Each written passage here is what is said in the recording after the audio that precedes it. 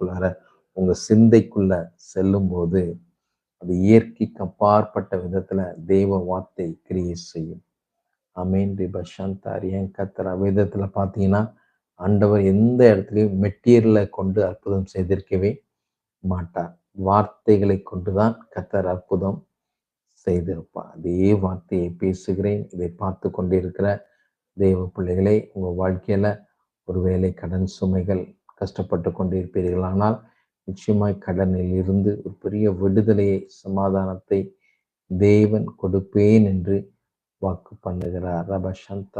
கர்த்தர் வேதம் சொல்லுகிறபடி, நீயோ கடன் வாங்குவதில்லை. அநேகருக்கு நீ கடன் கொடுக்கிறவனாய் கர்த்தர் உன்னை மாற்றுவேன் என்று வாக்கு பண்ணுகிறார். நம்புறவங்க, விசுவாசிக்கிறவங்க ஒரு ஆமீன் சொல்லுங்களேன். கர்த்தர் லைன்ல இருக்கிற பிள்ளைங்க, உங்க பேரு மற்றும் ஊர் எந்த பகுதி நீங்க